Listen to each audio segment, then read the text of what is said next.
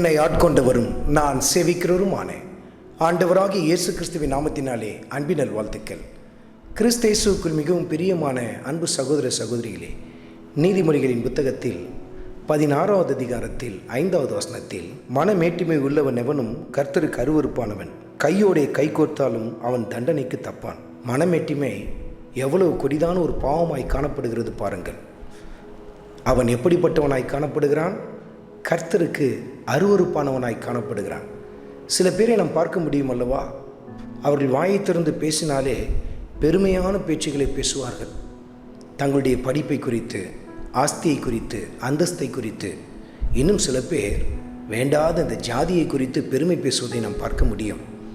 இன்னும் சில பேர் எனக்கு இவங்கள தெரியும் அவங்கள தெரியும் என்று சொல்லி அவங்கள பற்றியே பேசி கொண்டிருப்பாங்க. இதெல்லாம் எதை காட்டுகிறது? அவர்களுக்குள் காணப்படுகிற மறைந்திருக்கிற மனமேட்டிமையை காட்டுகிறது. மனமேட்டிமையாய் பேசுகிறவர்கள் எப்படிப்பட்டவர்களாய் காணப்படுகிறார்கள்? கர்த்தருக்கு அருவருப்பானவர்கள் என்று சொல்லி கர்த்தருடைய ஆவியானவர் சுட்டி காட்டுகிறார். ஏனென்றால் பெருமை நிறைந்த பேச்சுகளை பேசுகிறவர்களுக்கு கர்த்தர் எப்பொழுதுமே எதிர்த்து நிற்கிறார் பாருங்கள். சில பேர் பெருமை நிறைந்த பேச்சுகளை பேச மாட்டார்கள், ஆனால் அவர்கள் செயல்களில் நாம் அதை பார்க்க முடியும். எப்படி இருந்தாலும் சரி, மனமேட்டிமை உள்ளவன் யாராக இருந்தாலும் அவன் தண்டனைக்கு தப்பான் என்று சொல்லி கர்த்தருடைய ஆவியானவர் சுட்டி காட்டுகிறார். கையோடே கை கோர்த்தாலும், அப்படி என்று சொன்னால் அவனுக்கு எத்தனையோ பேர் சப்போர்ட்டுக்கு வரலாம், ஆனால் அப்படி இருந்தாலும் அவன் தண்டனைக்கு தப்பி போக மாட்டான் என்று சொல்லி கர்த்தருடைய ஆவியானவர் சுட்டி காட்டுகிறார். அருமையான மகனே, அருமையான மகளே, நமக்குள் எந்த சமயத்திலும் நான் என்ற அகந்தை இருக்கவே கூடாது பாருங்கள். கர்த்தருடைய வார்த்தை நமக்கு என்ன கற்றுத்தருகிறது? அவர் பெருகவும் நான் சிறுகவும் வேண்டும் என்று சொல்லி ஒவ்வொரு நாளும் நமக்குள் நான் என்ற அந்த காரியங்கள் குறைந்து கொண்டே போக வேண்டும், இல்லாமல் போக வேண்டும்.